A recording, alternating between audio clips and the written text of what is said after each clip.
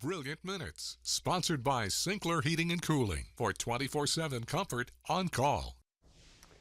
Hello, Brad. Greetings, Chris. Our little buddies are back. Microplastics. You know, I was thinking, how many stories have we done on microplastics? And the number of stories are accelerating because it's getting to be exponentially. Yeah. Well, you know, first it was in the water. Sure. Then they found them in the air. Now they're finding them in your clothes. And our bodies, Yep. which is even more alarming. Many of those microplastics tiny enough to break what they call that blood-brain barrier. So we have plastic in our brains, our other major organs. It's really unknown what effect they have, but you know, common sense seems to tell me it's probably not good.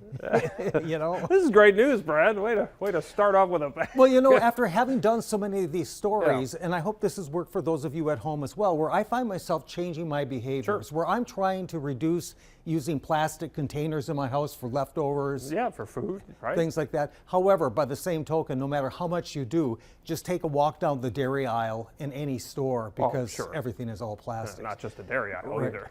But with that said, in trying to reduce plastics, I saw this story that is actually a little alarming because one thing you can do is maybe look for things in glass. Sure. You know, Glass bottles versus plastic bottles. Glass bottles found to contain more microplastics than plastic bottles. Now, this story actually comes out of France, but I suspect there may be some truth about it when you find out what's going on here. It might be true here in the U.S. as well. So the study was actually made by France's Food Safety Agency, okay? So they found an average of around 100 microplastic particles per liter. So that's 100 particles per liter in glass bottles of soft drinks, lemonade, iced tea, and even beer. Boo. Right? Now, by the way, that's 5 to 50 times higher than the rate detected in plastic bottles or metal cans. That's why it's such a shocking finding. Yeah. So let's look a little bit deeper here. When they investigated these plastic particles, they found out that they were the same shape, color, and polymer composition as the caps that seal the bottle.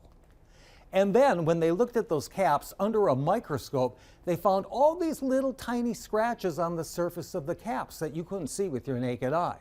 So what they think is that these caps, once they're produced, they're stored in probably stacked like poker chips or something like that. Transported somewhere else to the bottling company, and all of that rattling is scratching. You know, those little edges on a twist-off cap are pretty sharp.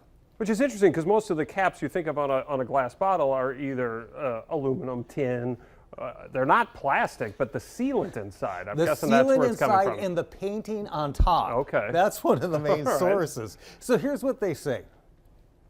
It's a surprising finding, which I actually think that's an understatement, but the bottlers need to devise a way to either wash those caps before securing them to bottles or maybe using air to blow the plastic residue off the bottoms of those caps. They also say, by the way, just for your own peace of mind, if you do drink out of glass bottles, you're one of those people where you have the cap on and off and on and off, that maybe you should wash the cap under running water before recapping. Great, then all those microplastics go right into the water. The water system, supply. Yeah, perfect. The fish eats right it, back and to you one eat of those the fish, stories. and it's a vicious cycle. It is indeed. All right. But it was an interesting story. It was. All right, Brad, thanks so much. bet. We'll see you again tomorrow.